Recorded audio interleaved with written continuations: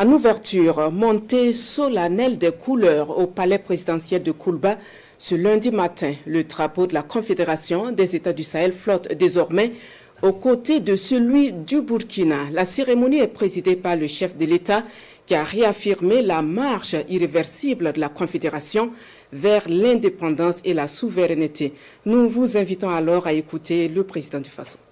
Merci d'être venu ce matin pour la journée spéciale de montée des couleurs de la Confédération AES. Je vous souhaite à tous un très bon mois de mars, un bon mois de Ramadan et une très bonne semaine. Je souhaiterais aussi rendre hommage à nos forces combattantes qui continuent leur mission et progressent avec honneur sur les champs de bataille. Je profite de l'occasion pour féliciter le comité d'organisation de l'événement qui s'est déroulé la semaine dernière, le FESPACO. Féliciter tous les acteurs qui n'ont ménagé aucun effort pour assurer la sécurité de ces événements qui se sont très bien déroulés. Remercier tous ceux qui ont fait le déplacement de Ouagadougou. Plus de 53 nationalités étaient présentes à Ouagadougou pour cette fête. Et je pense que c'était l'occasion aussi de témoigner à tous ceux-là qui ont voulu faire comprendre au monde que le Burkina était un pays invivable. Ils sont venus témoigner et battre en brèche tout ce mensonge-là. Donc nous ne pouvons que remercier tous les festivaliers qui ont fait le déplacement de Ouagadougou et espérons que tout un chacun est déjà retourné sain et sauf dans son pays. Pour ceux qui sont encore là, qu'ils profitent de faire du tourisme et retourner en bonne santé dans leur patrie respective.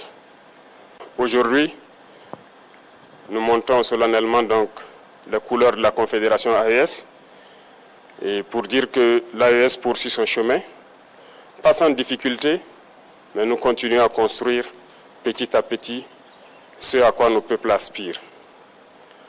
Au départ, les gens se sont moqués, on nous a ridiculisés parce que 3 pays, pour eux pauvres, qui s'unissent, ça n'aboutirait à rien.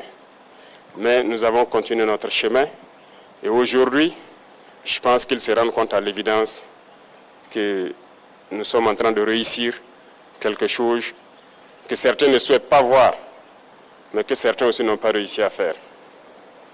C'est ainsi, lorsque vous essayez de casser les codes pour révolutionner votre vie, les gens vont toujours vous voir en ridicule. Ils se moqueront de vous, mais finalement, ils se rendront compte que vous avez raison.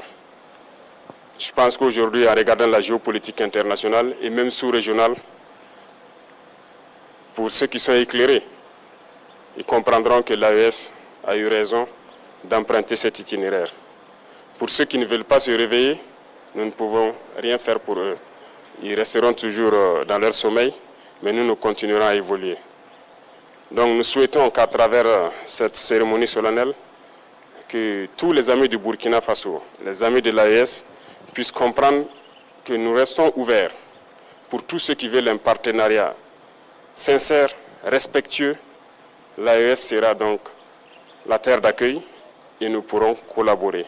Mais ceux-là qui viennent pour nous exploiter ou avoir ce partenariat qu'on juge inapproprié, qui viennent pour violer notre souveraineté, notre indépendance, qu'ils comprennent que nous ne serons pas prêts à les accueillir. Nous poursuivrons notre marche parce que les difficultés contribuent à nous forger. Les difficultés nous rendent forts. L'AES est né dans le sang et la sueur. Il va poursuivre son chemin pour le bonheur des peuples du Sahel.